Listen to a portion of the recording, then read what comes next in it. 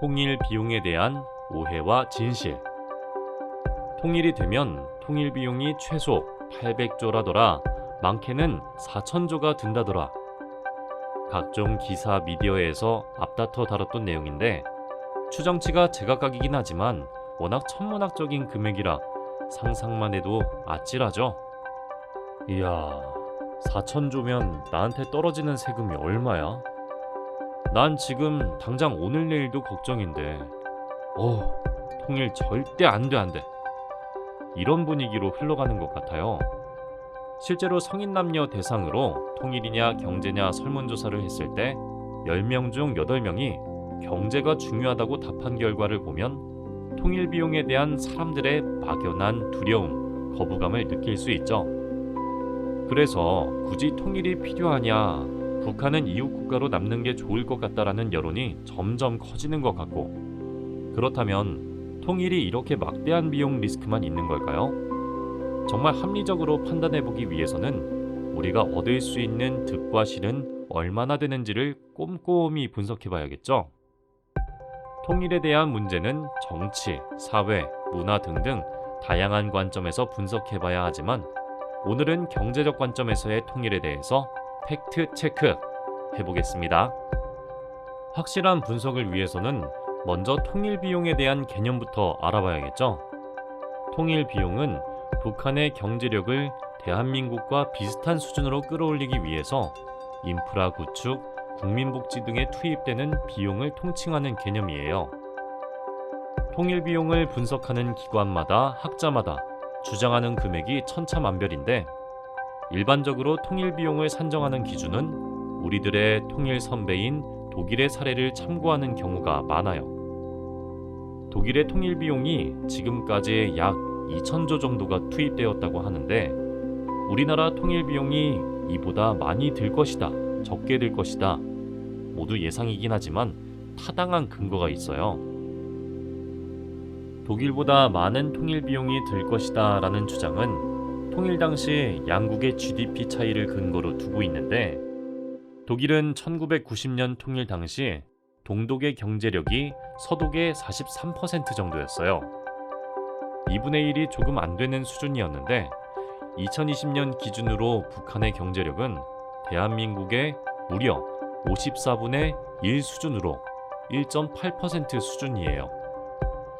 절반 정도 수준의 경제력을 끌어올리는 것도 2,000조가 들었다는데 54배 차이 나는 경제력을 끌어올리는 비용은 상상만 해도 아찔해지는 계산이 나오는 거죠. 독일은 현재 통일 30년이 지났음에도 동독의 경제력을 서독의 75%까지밖에 끌어올리지 못했어요. 이런 관점에서 우리나라 통일 비용은 더 막대한 통일 비용이 투입될 것이다 라는 주장이 나오는 거죠. 하지만 독일의 상황과 비교해서 GDP를 기반으로 한 통일 비용 계산은 맹점이 많은 것도 사실이에요. 독일 통일 비용의 70에서 80% 정도가 동독 주민들에 대한 복지 비용으로 사용됐거든요. 이렇게 복지 비용이 늘어난 이유에는 1990년 7월 1일에 동독의 마르크와 서독의 마르크 화폐의 통합을 강행했기 때문이라는 지적이 있어요. 당시 동독 마르크가 서독 마르크에 비해 환율이 9분의 1 수준이었는데 이걸 무리하게 통합을 시켜버린 거예요. 그러다 보니 동독 입장에서는 하루아침에 자고 일어났더니 물가가 9배가 올라버리니까 생활경제가 무너진 건 물론이고 동독 기업들도 줄도산 해버려요. 그런데 독일은 세계 최대의 복지국가잖아요. 이렇게 무너진 동독 경제를 부양하기 위해서 실업수당, 학비, 생활비 등을 나라에서 지원하다 보니 통일 비용이 천문학적으로 늘어나게 된 거죠. 대한민국의 복지는 독일처럼 모든 생활비용을 지원하는 시스템이 아니기도 하고 남북한 화폐 통합 과정도 순차적으로 진행한다면 오히려 독일에 훨씬 적은 통일 비용이 투입될 것이다라는 분석도 있습니다. 어찌 되었든 간에 독일보다 통일 비용이 많이 들건 적게 들건 천문학적인 통일 비용의 투입이 불가피한 것은 맞아요. 그렇다면 꼭 통일을 해야 하나? 라는 의문이 들 수밖에 없는데 그럼에도 불구하고 통일에 대한 논의가 지속적으로 이루어지고 있는 것은 우리의 소원이 통일, 우리는 한 핏줄, 한민족이어서 그런 것도 물론 맞지만 통일이 주는 경제적 이익이 어마어마하기 때문이에요.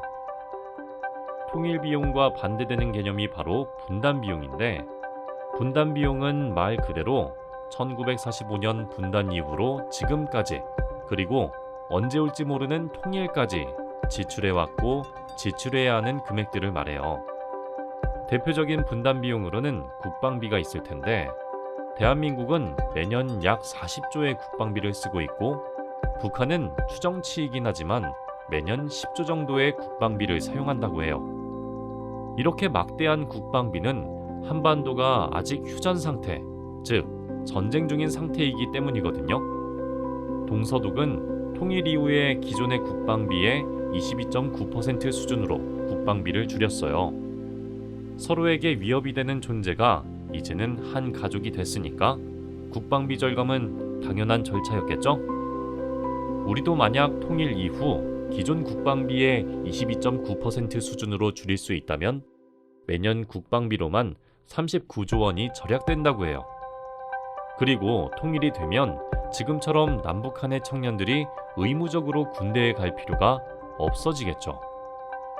바로는 어렵겠지만 조금씩 군복무 기간도 줄어들면서 결국 모병제로 전환될 거예요. 남북한의 군인이 190만 명 정도 된다고 하니까 이 중 100만 명이 사회에 나와서 일을 하고 소비 인구로 전환만 된다고 하더라도 그 부가가치 창출은 매우 클 거예요.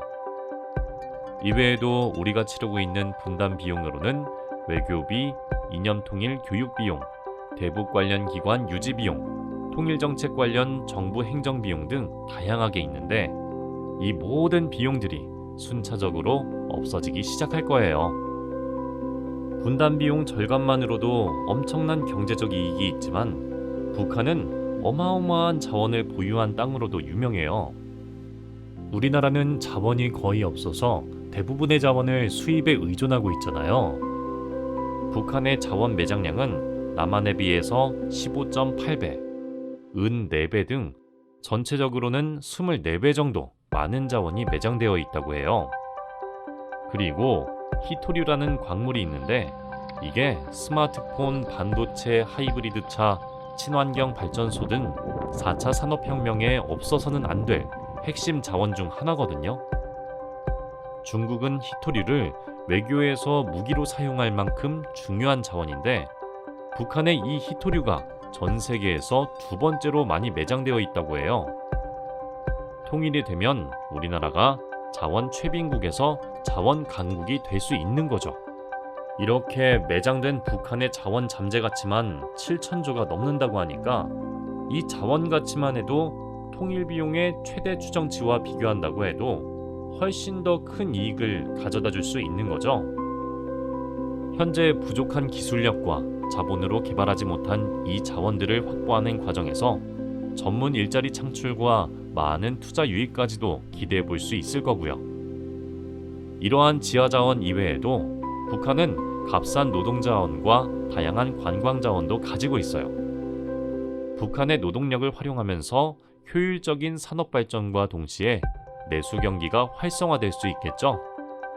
그리고 우리가 한국사를 배우면서 가슴이 웅장해지는 순간이 고구려의 광활한 영토를 볼 때잖아요. 이러한 고구려의 유적들과 고려, 발해 등 수많은 역사 유적지 역시 북한에 방치되어 있죠.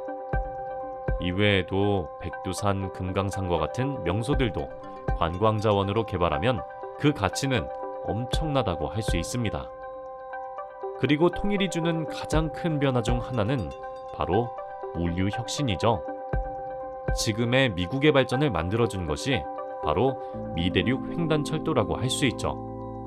막대한 양의 물류가 철도로 빠르고 효율적으로 이동할 수 있게 되면서 미국의 고속성장에 크게 기여했다고 할 수 있습니다. 지금의 우리나라는 어떻죠? 사실상 섬이죠.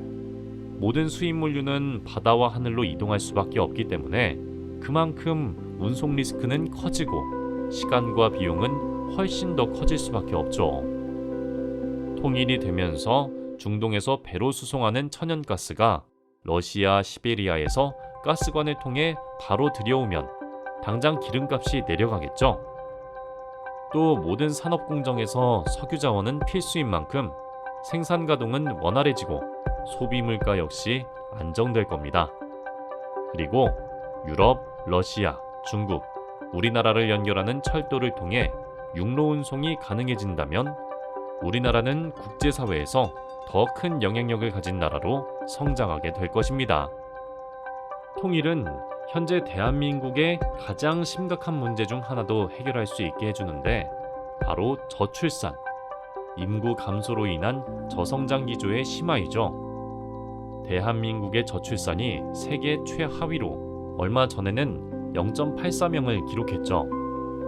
2명이 결혼해서 1명만 낳아도 인구가 절반씩 줄어드는 셈인데 이제는 인구가 아예 없어지고 있어요. 저출산은 노동 및 소비 인구, 교육 인구의 감소로 이어지고 이는 곧 국가 경쟁력 하락, 국가 소멸로 이어지는 무시무시한 문제예요. 하지만 남북한이 통일이 되면 인구가 약 8천만의 국가로 성장하면서 인구 절벽 문제가 1차적으로 해결이 될 수 있어요. 늘어난 인구는 내수 시장을 활성화시키면서 경제에 활력을 불어넣어주고 생활이 안정되면서 자연스럽게 결혼, 출산율 증가로도 이어지는 희망 회로를 돌려볼 수 있겠죠? 이외에도 북한의 부족한 인프라 증축, 서비스 개발, 교육 증진 등 다양한 분야에서 북한을 발전시키는 과정에서 수많은 일자리가 창출될 것이고 부가 수익들이 창출될 거예요. 일자리는 우리나라뿐만 아니라 전 세계적으로 중요한 사회 문제예요. 통계청에 의하면 2021년 10월 기준 대한민국 청년 실업자는 23만 4천 명, 전체 실업자는 78만 명으로 추산돼요. 그리고 2016년 KDI가 발간한 보고서에 따르면 북한의 20에서 59세 인구의 실업률은 최소 25%에서 최대 56%에 달할 것으로 분석됐어요. 어림잡아 약 300만 명에서 700만 명의 실업자가 있을 것으로 추정되는 거죠. 남북을 합치면 최대 약 800만 명의 실업자가 있는 셈입니다. 그런데 만약 한반도 통일이 이루어지고 북한의 개발이 이루어진다면 실업의 상당 부분이 해소될 수 있을 거예요. 유엔과 전 세계 유엔 가입국은 전 세계의 실업 문제를 비롯한 각종 사회 문제를 해결하기 위해 지속가능 발전 목표라는 국제 목표를 세웠어요. 그리고 8번째 목표가 양질의 일자리 증진이죠. 한반도 통일 이후 북한의 인프라를 중축하고 관광을 개발하고 보건과 교육을 증진시키는 과정에서 실업 상태에 놓인 수많은 남북 청년들은 일자리를 얻게 될 거예요. 이는 곧 SDG 8.6을 달성하는 것이기도 해요. 국가예산 정책처에서 발표한 한반도 통일의 경제적 효과 보고서에서는 통일에 투입될 통일 비용을 4,600조로 책정함과 동시에 우리가 통일로 인한 경제적 이익을 일경 4,400조 원으로 분석했습니다. 혹시 여러분도 우리가 70년이 넘도록 그리고 앞으로 언제가 될지 모르는 미래까지 지출해야 하는 분담 비용에는 관대하고 통일이 우리에게 줄 장밋빛 미래는 외면한 채 막대한 통일 비용만을 두려워하지는 않으셨나요? 오늘 영상을 통해서 통일과 통일 비용에 대해서 다시 한번 생각해 볼 수 있는 계기가 되었기를 바라며 통일 팩트 체크 마치도록 하겠습니다.